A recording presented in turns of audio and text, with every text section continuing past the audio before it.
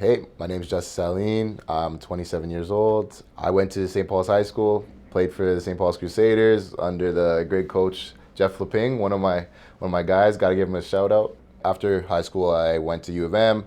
I played at the University of Manitoba for 5 years. I had a great time there. Had a pretty great career. Ended up finishing being the all-time leading scorer at the U of M. Was a league all-star two years. Male athlete of the year.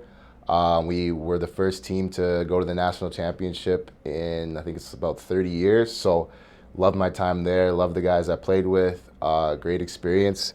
When I was there, I studied and graduated with a degree in economics, and that's kind of how I got to the point I am now, working in finance, and yeah, getting down the basketball path. I always loved the game. Like from a young age, my mom she played. I was always kind of around it.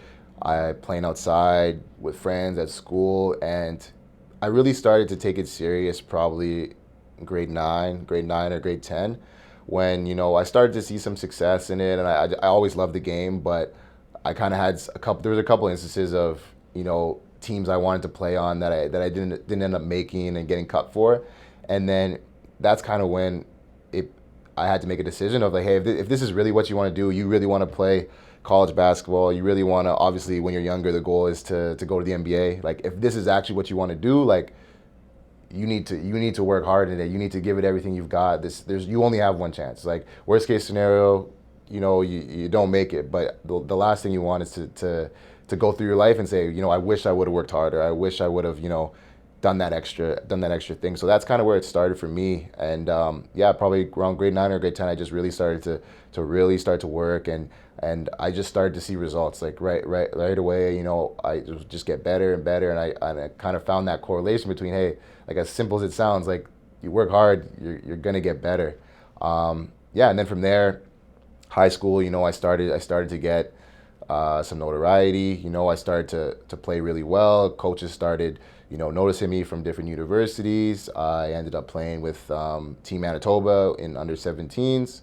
We went to the national championship. We ended up actually getting a silver medal. We lost to Ontario in the final, but it was for Manitoba at that time, or at least in recent times, they hadn't really had a history of kind of performing on that level. Manitoba really wasn't viewed as a basketball province, and I feel like that's always on the back of my mind. Like even though I'm not from Manitoba, I feel like I'm from Manitoba in the sense that I grew up here and all that. So I've always played with like that chip on my shoulder from that I had since I was younger, where I wasn't making those teams, and I've always used that to motivate myself. So yeah, and that just translated to college, where I continued to put in that work, continued to, at earlier years in college, we weren't a great team. We had a lot of talent, but we weren't winning yet, and that kind of motivated us. And I was lucky to be around a group of guys who kind of had that same drive to kind of prove the rest of the country wrong, and like, hey, we actually got some ballers out here in Manitoba. We're not just a bunch of hockey guys. Like we can play. So we've always played with that, and yeah, then I've carried that with me. I got the opportunity to represent Canada at the Commonwealth Games in, I think it was 2018. That was in Australia. We won a silver medal, which was the first time Canada's ever won a silver medal. We sent a team of kind of university guys there. We're playing against grown men. And then I also got represented Canada at the World University Olympics in 2017 in Taiwan, which was a crazy experience. It was like being at the Olympics. This is the closest thing I'll ever get to being at the Olympics. And yeah, that's kind of from there. Got the opportunity to go overseas in Europe, which was a dream of mine, a goal of mine forever, to play basketball, get paid to play basketball. Got to see the world, got to travel around, meet so many people, experience so many different cultures. So I'll forever be grateful to the game of basketball for kind of introducing me to the people I know today and giving me the opportunities to travel and do the things I got to do. Yeah. So one piece of advice to young me as a basketball player would probably be, you know, I know back in the day I took things like really hard when I would get cut and stuff like that. Sometimes it would seem like it's the end of the world, but just understand that the work is going to pay off, and although it might not seem like it is at the moment, just keep at it, keep your head down, keep working, because the end result is great and it's positive, and you will never you'll never regret working your ass off, right? You're never just gonna always have good days, good days, good days. We're always winning. Things are going. I'm playing how I want to play, right? You have to be able to kind of like stay true to yourself. Know, hey, understand what you're doing and weather those ups and downs. And it relates completely to finance, where when you're investing your money or you're dealing with kind of stuff like that, it's never just a smooth path up. You're not just gonna, okay, I started investing today. I look at my statement every day. It's just growing, growing, growing. Hey, there's gonna be days where the market's down. Like, hey, you're not gonna feel great about it. Hey, you're gonna second guess yourself, right? But just understanding, seeing the bigger picture, right, and sticking with things and staying focused. Like that's the direct translation between sports and finance. I work for a group called the Northwell Group.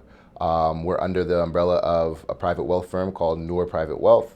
So we kind of deal with all things when it comes to finances, whether that's investing, insurance, financial planning, group pensions, all kinds of different stuff. We're a team of investment professionals. We all kind of came from another big financial institution. We were working together there, and we all kind of had the same vision, the same goals. The main reason I got into this field was I realized growing up that there's an information gap, right? There's the wealthy, they know some stuff, whereas the rest of us, we don't necessarily know it, and if you're not taught it, there's really nothing you can do to understand it. So that's what motivated me to get into this field, and to try to help spread knowledge, and try to teach people, hey, this is what you can do with your money. These are the opportunities that are out there. Whereas a lot of people, they feel like they don't have them. And how that ties into the Northwell Group is the other people I work with, Chris Lucas, Dallas Bosco, Arlo Sabisky, right? They had similar experiences, whereas they didn't grow up in situations where their parents were teaching them this, or they were set up from the day they were born, right? So we all had a common vision of wanting to work together as a team. We all have background in sports, and then work together as a team to kind of do the best we can for people out there, and give as much information as we can, and kind of try to take the game from being a country club sport where you can only play if you're accredited, to, hey, we have the ability to do just what they're doing, and the only limits we place are on ourselves. We have clients all kind of from all different stages in their lives, right? We got young people who are just getting started. We got people who are retiring. We got people who are already retired. We got people who are planning to start a family. Like it doesn't really matter, right? We have people on our team that are experts in kind of all facets of life. So yeah, we deal with everybody and anybody. Community is everything, man. It's the backbone. It's the backbone of everything we're doing. If you want to live in a better world, like, it all starts with, what are you actually doing to help those around you, right? Hey, I could be the best basketball player ever, but what value does that bring to the rest of the world if I don't try to teach what I know and what I've learned from playing to the younger players, right? And that's why I coach. That's why I've always wanted to, be involved and try to give as much guidance as I can to those players, because it's just what I wish I would have had when I was coming up. Whereas, yeah, you had coaches and there was role models, but at the end of the day, there really wasn't anybody who was in my shoes and could had the same goals that I had and did them and achieved them, and could tell me, hey, this is what I did wrong, this is what I did right, to kind of save me the time of messing up and kind of tripping on my own feet. So yeah, community is everything. It's important. That's the thing with the Northwell Group. We're not just about, we work in finance, and it's not just about the money, right? Like I said, it's about knowledge, and we feel like through what we do, we can help, like, build up the community, grow, give people more confidence, and just in general, just make the world a better place, as corny as that sounds, but it's the truth, right? Advice to young Justus financially would be, understand the value of money. Don't buy things because you think it's gonna make yourself look better or people like you more. Understand that, see that long-term vision, right?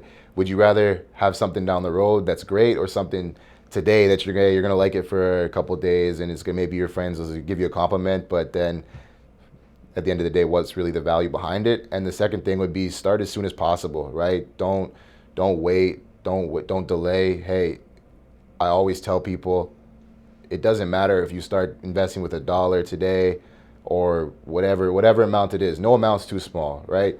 Anything today and put working towards something is better than just delaying and telling yourself, oh, I'm gonna do it, I'm gonna do it later, I'm gonna do it later, I'm gonna do it later. Start today. That would be my advice.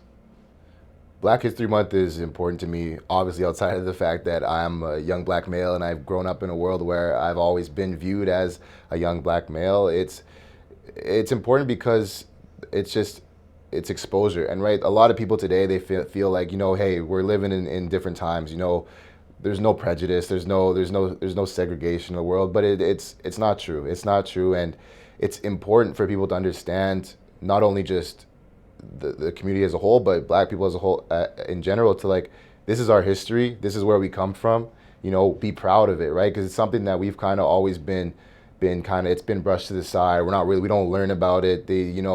They tell you the history that they want you to know to make you feel a certain way, but it's always been important for us, especially at the Northwell group, to do whatever we can to kind of to uplift that community, get those stories out, and kind of bring as much attention to it as possible, and kind of inspire the youth, right? I want young black kids in Winnipeg and all over Canada to feel like, hey, I can do whatever I want. There's no limits on what I can achieve. Whether I want to be a basketball player, I want to work in finance, I want to be a lawyer, I want to be a doctor, I want to be a hockey player. Like, it doesn't matter. The color of my skin doesn't define that at all, right? And possibilities are endless. That's awesome. What does being history mean to me?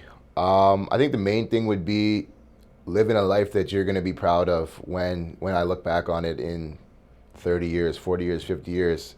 Am I going to look back and say, hey, I built something that meant something to people. I helped people.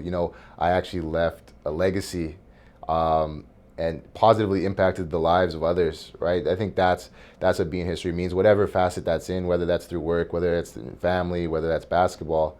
Yeah, just looking back on something that you can be proud of.